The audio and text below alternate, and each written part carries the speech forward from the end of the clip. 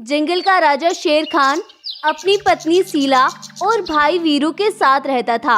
शेर खान बड़ा ही दयालु और शांत स्वभाव का था और उसकी पत्नी सीला गर्भवती थी। वो जल्द ही मां बनने वाली थी। शेर खान के पास एक जादुई ताज था जिसकी शक्तियों से वो कुछ भी कर सकता था। किसी भी बुरी ताकत का आसानी से अंत कर सकता था। वहीं पास के जंगल में भवानी नाम का बाघ और कालिया शेर रहते थे। वो दोनों अपने आप को बहुत ज़्यादा ताकतवर समझते थे। कालिया शेर के पास कुछ शैतानी शक्तियाँ थी जिनकी मदद से वह जंगल के जानवरों को हमेशा नुकसान पहुंचाते थे और अपने आप को उस जंगल का राजा समझते थे। यार कालिया, मैंने सुना है पास के जंगल में जो दो भाई हैं उनके पास एक जादुई ताज है जिसके अंदर बहुत सी शक्तियाँ भी हैं। क्या तुम सच बोल रहे हो? हाँ भाई, भला मैं झूठ क्यों बोलूँगा। मुझे तो कल रात ही ये खबर जासूस चीते ने दी है। तो फिर देरी किस बात की?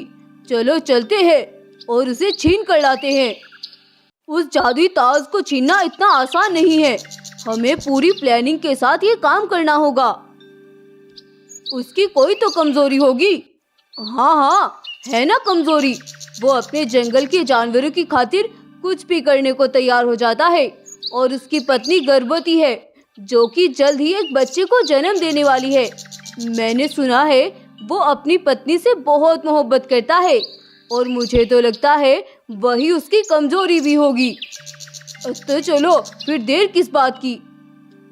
अब वह दोनों मिलकर एक प्लान बनाते हैं और उसके जंगल में पहुंचकर वह तालाब के पास खड़े जानवरों पर हमला कर देते हैं। अरे अरे जालिम, ये क्या कर रही हो तुम? मेरे बेटे को छोड़ दो, इसे जाने दो, कृपया करके इसे छोड़ दो।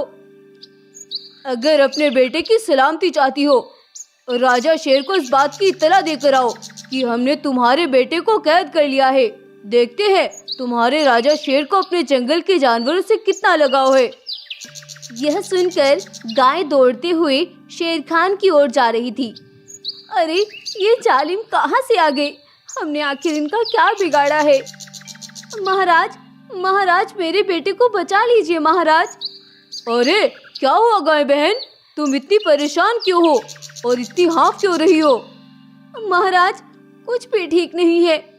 वो हमारे जंगल में जालिम शेर और बाघ ना जाने कहाँ से आ गए हैं और उन्होंने मेरे बेटे को मारने के लिए कैद कर लिया है। आप जल्दी से मेरे साथ चलो वरना वो उसे मार देंगे महाराज। चलो तुम, मैं चलता हूँ तुम्हारे साथ, तुम घबराओ नहीं। भाई मैं चला जाता हूँ, आप भाभी के पास ही रुको, मैं देख कर आता हूँ आखिर कौन सी मुसीबत है जिसने हमारे जंगल पर हमला किया है। नहीं नहीं, तुम यहीं रुको, मैं जाता हूँ और मैं खुद देख कर आता हूँ। यह सब बोलकर शेर खान वहाँ से चला जाता है और वीरू अपनी भाभी के पास ही रुक जाता है।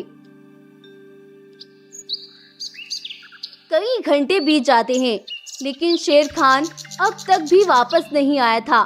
शेरनी को अब चिंता होने लगती है और वह वीरू से बोलती है, वीरू मेरा दिल बहुत घबरा रहा है, तुम जंगल में जाकर एक बार शेर खान को देख कर आओ, सब ठीक भी है ना? वरना अब तक तो शेर खान को आ जाना चाहिए था। अब भाभी मैं चला तो जाऊं लेकिन फिर आप अकेली कैसे? अगर आपको कुछ हो गया? नहीं, मैं नहीं जा रहा, वो आने ही वाले होंगे। वीरू मुझे कुछ नहीं होगा, तुम चले जाओ, मेरा दिल बहुत घबरा रहा है। यह सब सुनकर वीरू वहां से चला जाता है और वह शेरनी की देखभाल के लिए एक हिरण को उसके पास छोड़कर चला जाता है। इसी बीच वहां वह दोनों जालिम आते हैं और बोलते हैं, अरे हिरण, शेरनी कहाँ है? रानी शेरनी, तुम्हें उनसे क्या काम है? वो तो अभी आराम कर रही है और कुछ देर बाद में आना, ठीक है? अच्छा, हमसे जबान चलाती हो, मैं तुम्हें अभी बताता हूँ। यह सब बोलकर बाघ उस हिरण पर हमला कर देता है जिससे हिरण जख्मी होकर जमीन पर गिर पड़ती है। बाहर से आ रही आवाजों को सुनकर शेरनी भी गुफा से बाहर आती है और आकर वह हिरण को बेहोश पड़ा देखती है। इतना तक शेरनी कुछ बोलती, वह दोनों जालिम शेरनी को वहां से लेकर भाग जाते हैं। शाम हो जाती है और अब वह दोनों भाई जब वापस आते हैं तो वह अपनी गुफा में सब कुछ बिखरा हुआ पाते हैं और हिरण को जमीन पर पड़ा देखते हैं। अरे हिरण बहन, क्या हुआ तुम्हें? और शेरनी वो कहाँ है? रानी शेरनी को वो जालिम बाघ और कालिया शेर लेकर भाग गए। मैंने कोशिश की मैं उन्हें बचा लूं, लेकिन उन दोनों ने मुझ पर भी हमला कर दिया और मुझे जख्मी कर दिया। कौन कालिया शेर और बाघ? कौन है वो? वो दोनों पास ही के जंगल में रहते हैं। वो बहुत जालिम है और वो तो शेरनी को कुछ भी नुकसान पहुंचा सकते हैं और आपके आने वाली संतान को भी। हिरण बहन, क्या तुम जानती हो कि वो जालिम किस जंगल से आए थे? हाँ, मैं जानती हूँ। उस शेर महाराज, मैं आपके साथ चलती हूँ, वो बहुत खतरनाक है। अब वह दोनों भाई और हिरण तीनों उनके जंगल के लिए निकलते हैं और वहां जाकर वह सभी देखते हैं कि उन दोनों ने शेरनी को कैद कर रखा है। हो, देखा, आ गए ना अपने आप। मैंने कहा था ना, ये उनकी बहुत बड़ी कमजोरी है। चलो अब चुपचाप ये जादुई ताज हमें दे दो, वरना अच्छा नहीं होगा। क्या ये सब तुमने जादुई ताज के लिए? क्या है? हम सोच भी नहीं सकते थे कि कोई इतना जालिम कैसे हो सकता है कि एक गर्भवती पर जुल्म करे। हो, अरे क्यों करे हम किसी की फिक्र? हमें तो अपना मकसद पूरा करना है, चाहे जैसे भी हो। अब हमें जल्दी से जादुई ताज दे दो, वरना तुम भी यहाँ से वापस नहीं जा पाओगे। यह सब सुनकर उन दोनों भाइयों को बहुत गुस्सा आता है और शेर खान उस जादुई ताज की मदद से उन दोनों को वहीं पर खत्म कर देता है और वह दोनों वहीं अपनी दम तोड़ देते हैं। अब वह दोनों भाई शेरनी को वहां से आजाद कर लेते हैं और अपने जंगल वापस आ जाते हैं और वह सभी मिलकर हिरण का शुक्रिया करते हैं और फिर से अपने जंगल में खुशी खुशी रहने लगते हैं और ये कहानी भी यहीं पर खत्म हो जाती है। तो कैसी लगी आपको हमारी आज की स्टोरी? अगर आपको ये कहानी पसंद आई है तो प्लीज़ वीडियो को लाइक करें, शेयर करें और चैनल को सब्सक्राइब भी ज़रूर कर लें। Thank you. कोई मेरी मदद करो, मेरा बेटा बहुत घायल हो गया है। कृपया करके कोई मेरी मदद करो, वरना वो मर जाएगा। कोई मेरी मदद करो प्लीज। शेरनी ऐसे चिल्लाती हुई जंगल में पागलों की तरह सबसे मदद की गुहार लगा रही थी, लेकिन जंगल का कोई भी जानवर उसकी मदद करने के लिए उसकी ओर नहीं बढ़ रहा था और शेरनी बेचारी एक एक करके सभी जानवरों के पास जाकर हाथ पैर जोड़ रही थी, लेकिन कोई भी जंगलवासी उसकी मदद करने के लिए तैयार नहीं था। क्या करूं मैं? मुझसे तो शेरनी बहन का ये दुख नहीं देखा जा रहा है। देखा तो हमसे भी नहीं जा रहा है, लेकिन हम कर भी क्या सकते हैं? तुमने नहीं सुना था उसने क्या कहा था? उसका ही तो मुझे डर है, वरना मैं तो रानी शेरनी का ये हाल देखकर अपना दिल भी उनके कदमों में निकाल कर रख देता। तो बस फिर चुप हो जाओ। अगर उसने हमारी बातें सुन ली तो अनर्थ हो जाएगा और हमारे बच्चे भी जान से जाएंगे। सभी जानवर आपस में ऐसे बातें कर रहे थे और रानी शेरनी उनके सामने अपने बच्चे को बचाने की भीख मांग रही थी, लेकिन उसकी मदद के लिए जंगल का कोई भी जानवर आगे नहीं बढ़ता है और रानी शेरनी निराश होकर वहां से चली जाती है और अपने बेटे के पास आकर बोलती है,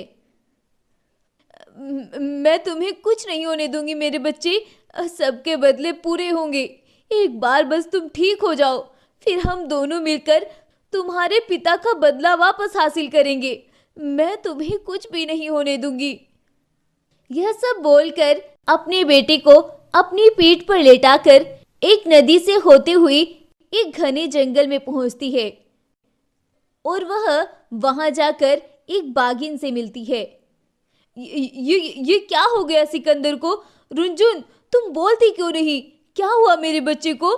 कितनी मुरादों से तो ये हमारे बीच आया था, इसको क्या हो गया? रुंजुन, तुम कुछ बोलती क्यों नहीं?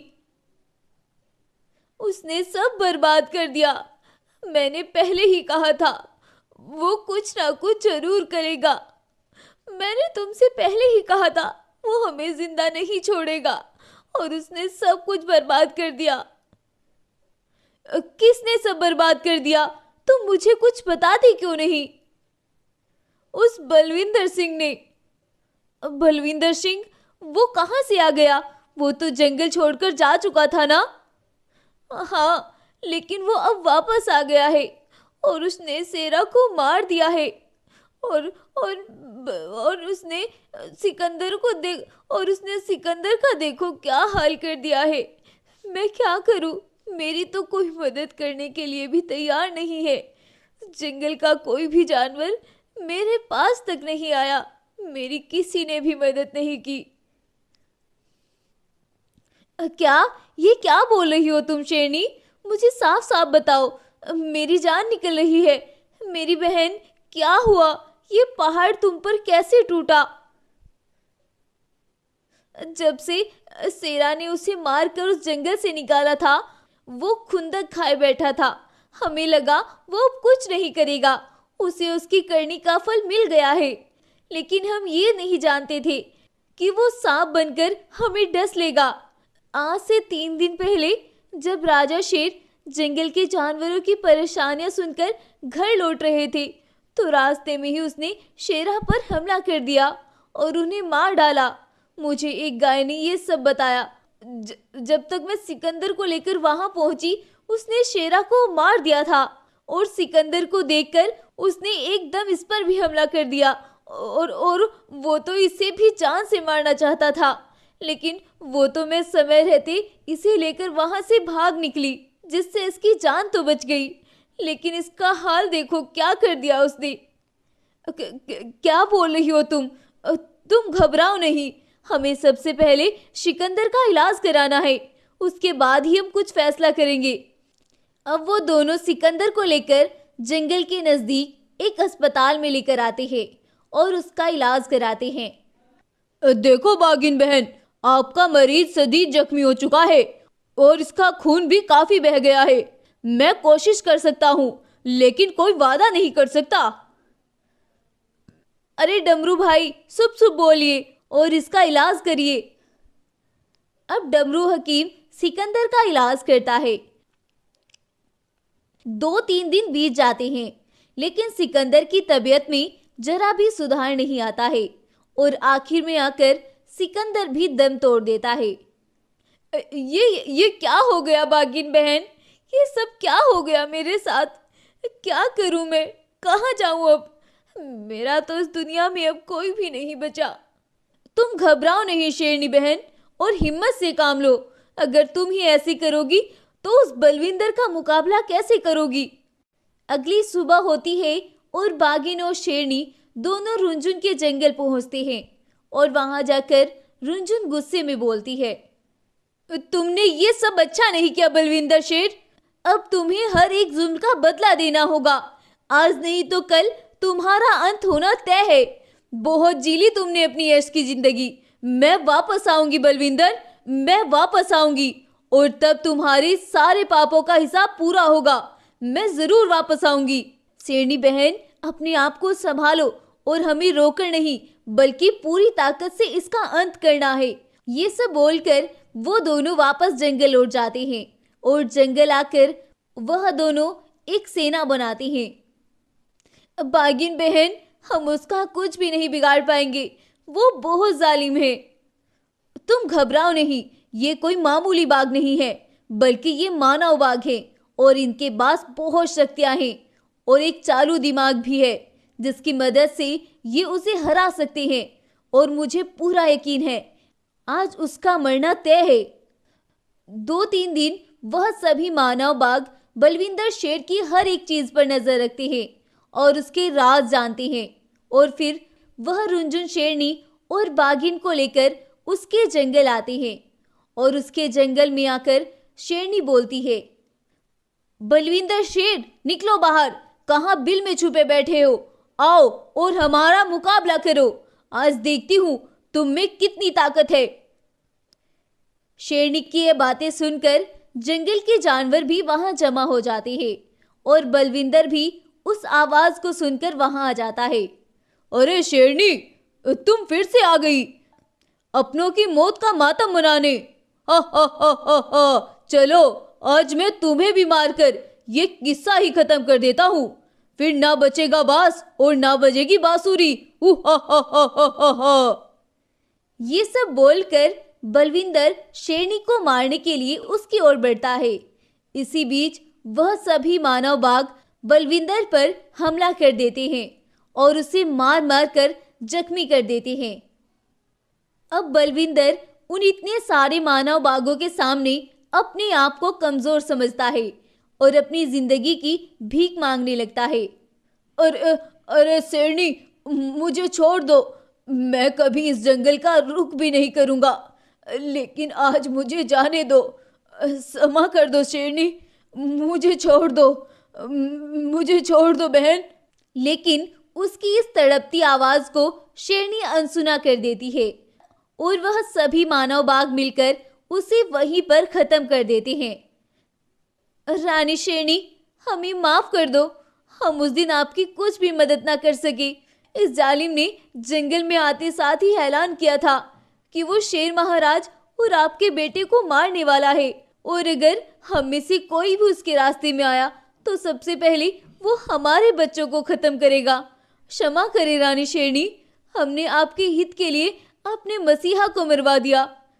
अब शेरनी उन सभी को माफ कर देती है और वह उस जंगल को छोड़कर बाघिन के साथ ही दूसरे जंगल में रहने के लिए चली जाती है और ये कहानी यहीं पर खत्म हो जाती है। तो कैसी लगी आपको हमारी आज की स्टोरी? अगर आपको ये कहानी पसंद आई है तो वीडियो को लाइक करके चैनल को सब्सक्राइब भी जरूर कर लें। जंगल के राजा शेर के पास एक जादुई मणि थी जिससे वह जंगल पर आने वाली हर मुसीबत का सामना बड़ी आसानी से किया करता था। वह जानवरों के साथ मिलजुल कर रहता था, सब कुछ अच्छे से चल रहा था। ऐसे में एक दिन एक हिरण मदद मांगती हुई भाग रही थी। उसके पीछे एक चीता पड़ा था। अरे ओ जालिम चीते, सुबह सुबह तुझे भी मैं ही मिली क्या, जो तू मेरे पीछे पड़ा है?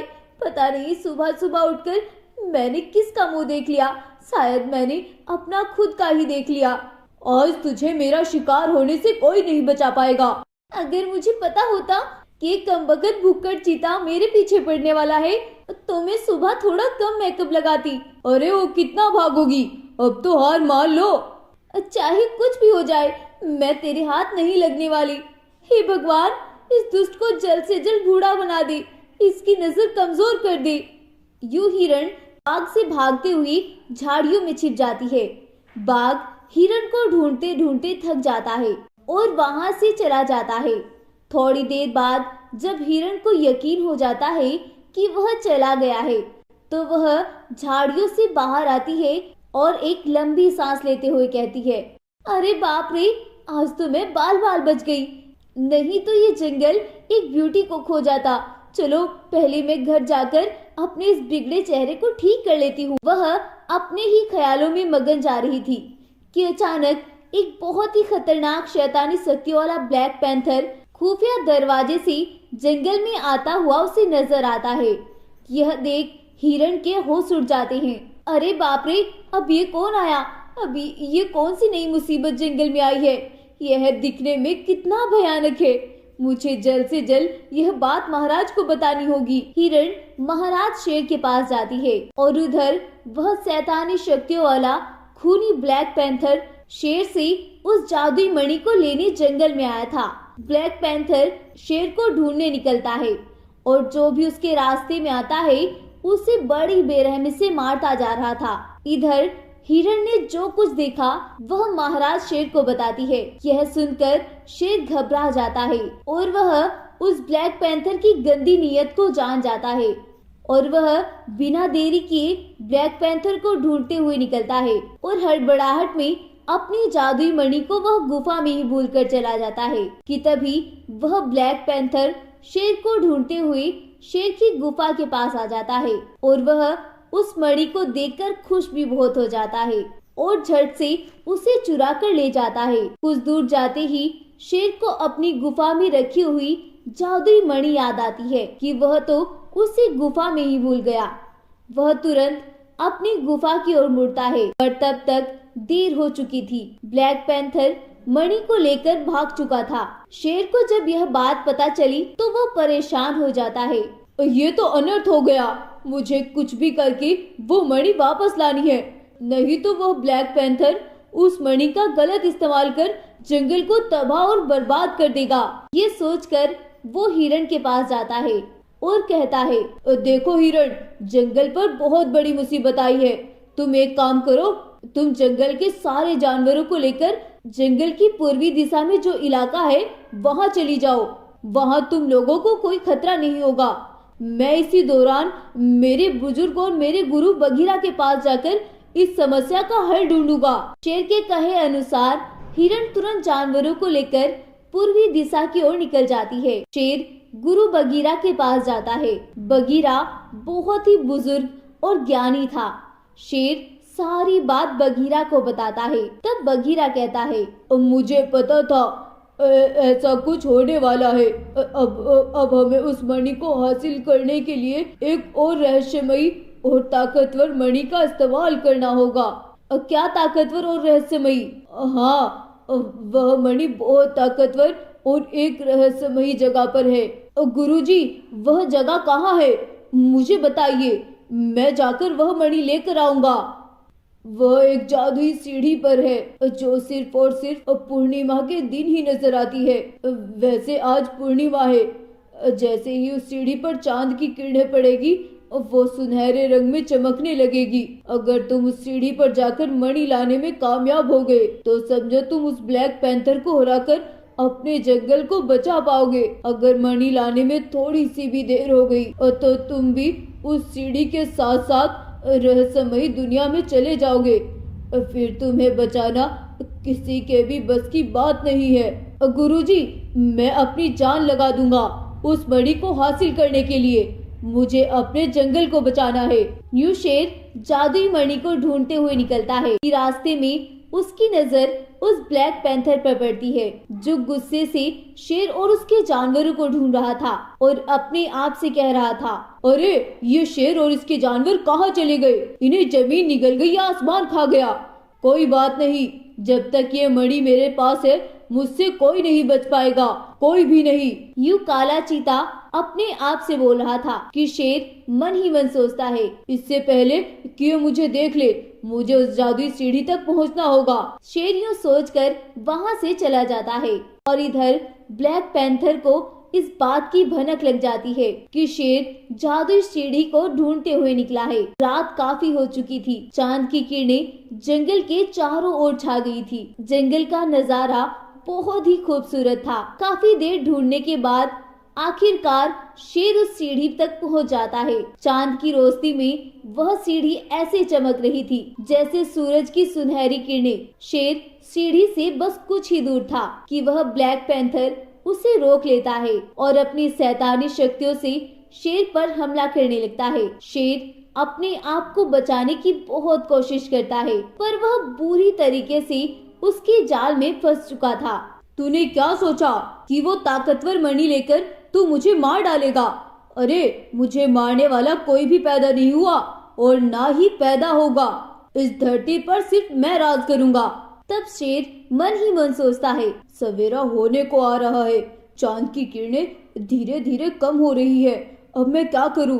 हे वन देवता, मेरी मदद करो। जैसे ही ब्लैक पैंथर शेर पर आखिरी वार करने वाला था कि तभी शेर अचानक से वहां से गायब हो जाता है और सीधा उस मणि के पास पहुंच जाता है। ब्लैक पैंथर अचानक से ये देखकर चौंक जाता है। इसी बात का फायदा उठाकर शेर उस ताकतवर जादुई मणि को लेकर आता है और उस ताकतवर मणि की मदद से वह उस ब्लैक पैंथर को मार डालता है। जैसे ही ब्लैक पैंथर मरता है, वह जादुई सीढ़ी और उसके साथ वह ताकतवर जादुई मणि दोनों गायब हो जाते हैं। शेर की जादुई मणि जो काले चीते ने चुराई थी, वह भी शेर के पास आ जाती है और फिर से जंगल में खुशियां छा जाती है और सभी जानवर जंगल में वापस आ जाते हैं और खुशी खुशी रहने लगते हैं। तो गाइस, आपको ये कहानी कैसी लगी हमें कमेंट करके जरूर बताएं और अगर आपको ये कहानी पसंद आई है तो प्लीज इस वीडियो को लाइक करें, शेयर करें और हमारे चैनल को सब्सक्राइब भी जरूर कर लें। Thank you.